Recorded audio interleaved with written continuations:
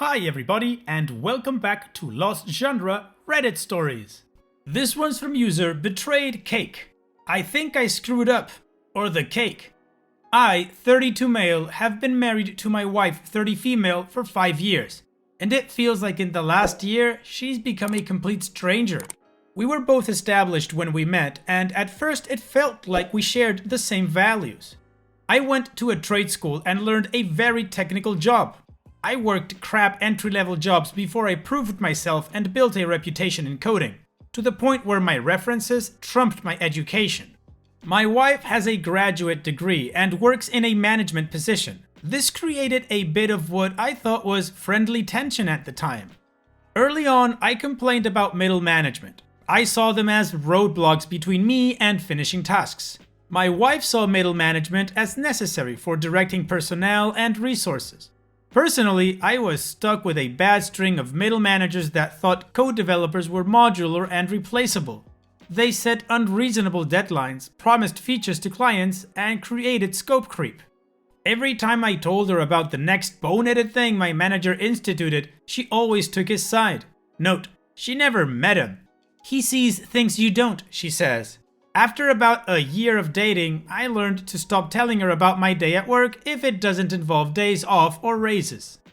I always felt like she resented the fact I didn't go back to school for a 4-year graduate degree. She pushed about it early on before marriage, but when I broke down the loans and debt, she dropped it. She was relatively debt-free when we married, as was I. As I said, we were pretty close in earning power as well. About 2 years ago, I started working for a company that had an owner that talked to me directly. He saw value in me and my potential. I now make 50% more than my wife, and my manager is a guy that works well with me. While not a technical lead, he embodies what a Scrum Master should be. I would say he knows how to stay out of my way, but that makes it sound adversarial. He's a great supervisor. The first 4 years of marriage went great, overall. I didn't complain about managers from work, and she didn't push me to dump thousands into a piece of paper in debt. We had fun, went on date nights several times a month, shared hobbies, cooked together, read books together, and watched movies together. When the first lockdown hit, we both worked from home. Our house is really nice, with 3 spare bedrooms if we eventually had kids. One was already converted into an office for me, and when lockdown started, we converted the second one into an office for her. We both telecommuted, but we both had very different philosophies about it. I would get up, make breakfast, shower, shave, dress in a suit, then walk into my home office. I hate suits and ties, by the way, but it does put me in a mental state of, okay, this is work time. My wife, however, rolls out of bed, eats breakfast, brushes her teeth, puts on a t-shirt and sweatpants, and goes into her office with the iPad to play Candy Crush between emails.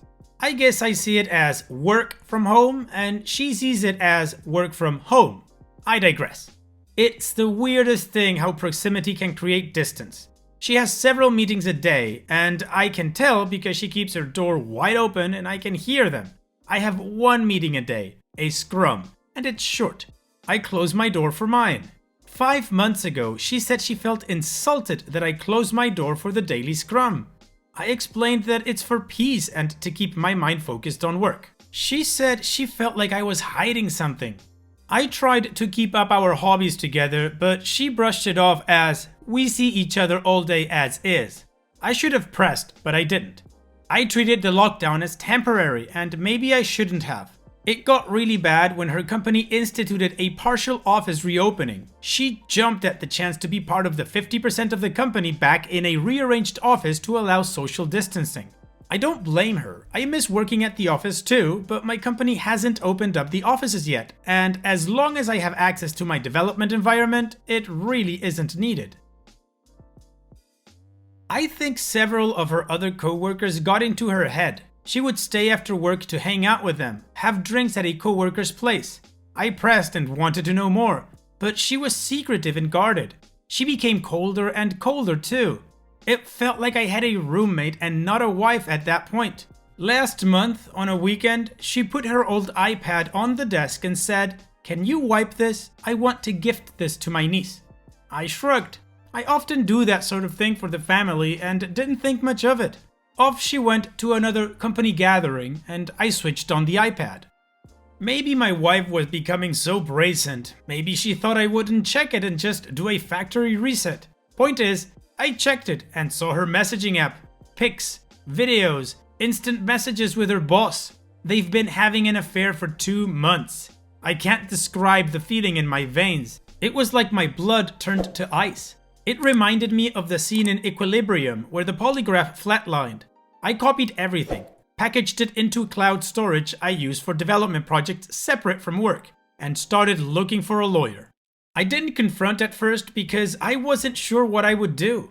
The new sensation in my body felt like I was both numb and walking through water. She didn't notice or didn't care. By that point, we were already dead bedroom. We were really in the roommate stage, I guess. I contacted a lawyer and he wanted to keep investigating and me to keep my mouth shut. He suggested I get a private investigator and suggested a good one. For the last 4 weeks, we were gathering evidence and he was preparing the filing for divorce. Be patient, he kept telling me.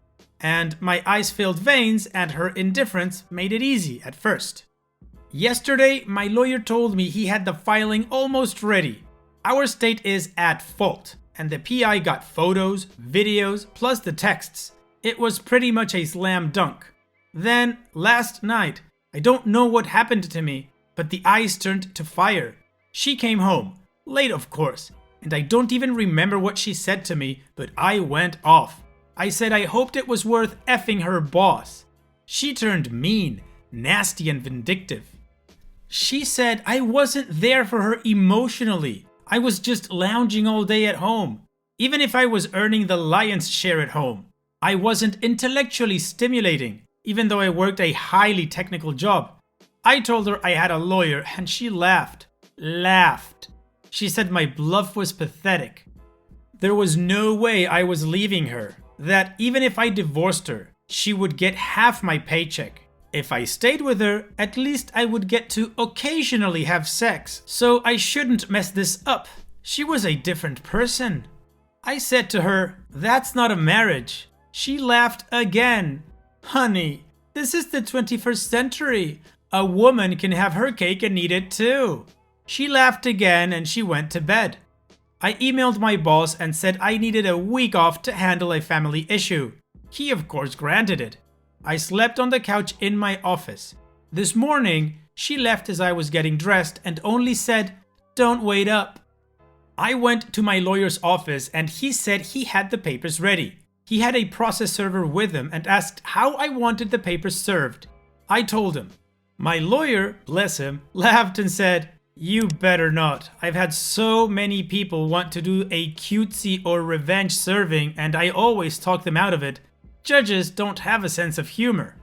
He told me how this could cost me alimony or assets. I didn't care. Her words burned me. I wanted her burnt back. The lawyer did his best to keep telling me not to, but he relented when he saw how serious I was about this. The process server, he heard my idea. He laughed as well and said, "You're my hero." I had to special order something with a rush cost. Sent the process server to pick it up and deliver that, with the papers, to my wife at work.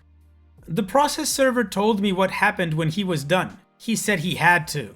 He said he showed up at her office with the large box and papers. He found my wife talking and laughing with a group of co-workers and friends and asked her name. She confirmed and asked what it was about. He put the box on a nearby desk and opened it. It was a cake, one that you could get a custom image printed on in frosting. I didn't even know that was a thing until this morning.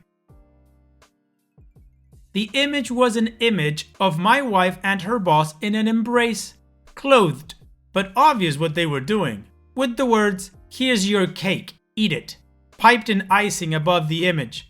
Process server put the papers next to the cake on the table. "You've been served."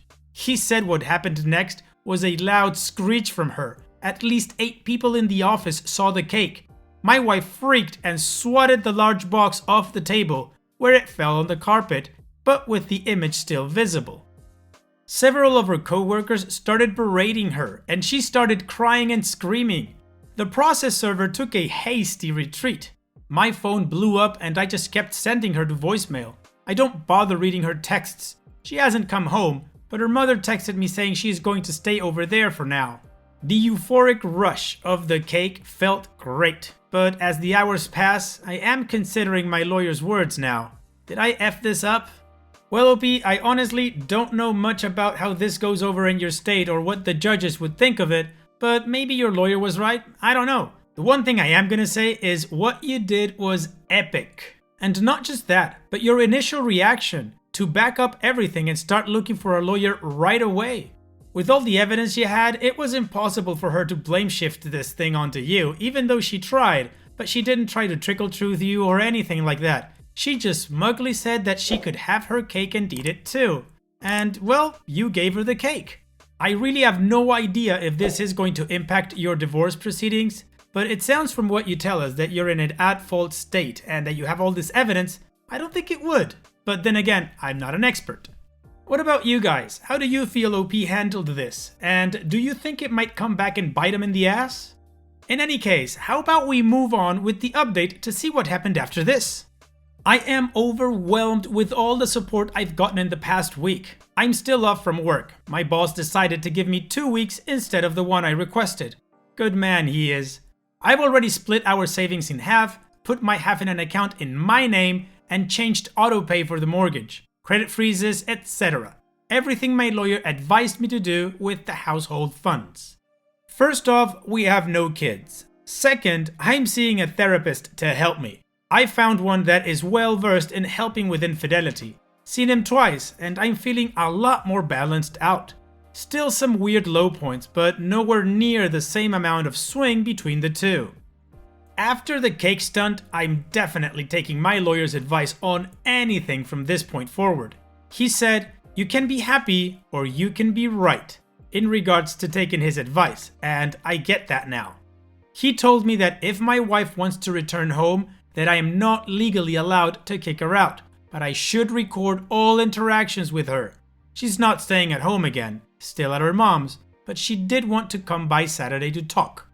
My lawyer told me I could, but said he would prefer if she wants to talk to have it done at his office with her own lawyer present as well as himself. I presented this to her in email, of course, and she responded that she didn't have a lawyer. My lawyer said, barring showing up at his office, have witnesses, and record the meeting. I let my wife know this was my condition to talking with her. She actually accepted. So I had 2 mutual friends come in, all 3 of us with our phones on the table ready to record. She came in and tried to give me an awkward hug, but I just held my hand up and the phones started to record as the 4 of us sat down at the kitchen table. She was actually apologetic. She said she felt like she was watching a movie versus being in charge of her life, but it felt thrilling and with a rush. She asked if I wanted to know why. I said I really didn't care at this point. She felt that she owed that much to me and told me. She said that when she started going back to the office when it reopened, she got really close to 3 female co-workers, each a few years older than her, and 2 of them divorced. She said they wormed their way into her head, told her about how she's owed more than she's getting. They asked her constantly about her home life. The ringleader apparently was psychoanalyzing me from my wife's stories. My wife told them about my issue with managers back in my early career, and the ringleader took this to mean I'm threatened by educated people. The ringleader told her that I was a submissive male and she needed a take-charge man in her life, that if I found out, I might have shouted and threatened, but get in line. My wife still has her job for now, but only just. The people that saw the cake was my wife, the 3 witches, her affair partner and boss, and according to her, 2 other co-workers that were lateral to her. The boss immediately ended the affair, told her to only communicate with him in email, and that if she ever tried to show up in his office alone, he would call in a co-worker immediately. The 3 witches turned on her immediately and publicly berated her for doing such an awful thing. The other co-workers, according to her, didn't want to get involved with her soap opera. So, no reports to HR. She said her 3 friends doing a 180 on her immediately sort of shook her out of her fog. She seemed really ashamed and said that she had to ask for 5 grand. I was confused because there was money left in her account. I made it a point that she had it. She was living with her mom. She didn't have any major expenses. It turns out the ringleader and the other 2 witches wanted to be paid for their silence. They're blackmailing her and gave her a deadline, lest HR will know all the sordid details. She was pleading for help. I told her that there is no going back to normal after this. Everything will change. That if she bends now, it will be more money later. Best for her to report herself, her boss, and her co-workers. It would work better than having sleepless nights waiting for the knife to fall. She seemed to hem and haw on that, but she did finally ask the big question. What about us? Where does that leave us? I told her there was no us. That's done. And she best get herself that lawyer to go over the divorce. The best I can do is tell her how to handle her work situation, but she most likely needs to find another career after this.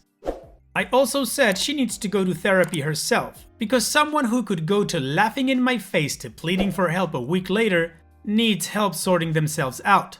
She pointed out the cake, and all I said to that was, yeah, I am seeing someone for that. She left soon after that. No word on if she will follow my advice or try to pay her co-workers blackmail. Why is it always the co-workers? Well, OP, I guess the cake thing worked. I mean, because like you say, it snapped her out of her fog right away and she knew she messed up. But also, kudos for you for staying strong, man. I mean, you did not flinch an inch, according to what you're telling us, and the divorce keeps going forward. She's gonna have to figure out whether to pay that blackmail or not. I'm not gonna go into the details of analyzing those 3 witches, like you call them, but yeah, man, they really did a work on her, and she was blaming them when it was her own doing. I mean, how weak-minded do you have to be that you let other people influence you like this into having an affair? She clearly had issues with you that she never spoke about, or else it wouldn't have been so easy to get her to cheat on you. Anyways, OP, you don't need to worry about that now because it's not your problem anymore, and she needs to sort herself out. So at this point, all I'm gonna say is, hopefully your divorce proceedings are smooth sailing. And so we've reached the end of the video. I truly hope you liked it. If you did, leave a like. And don't forget to subscribe to reach our goal of 100,000 subscribers. Also, if you feel like chatting with others from this community, you can always join my Discord server and check out my subreddit. I'll leave the links in the description. And I'll see you guys in the next video.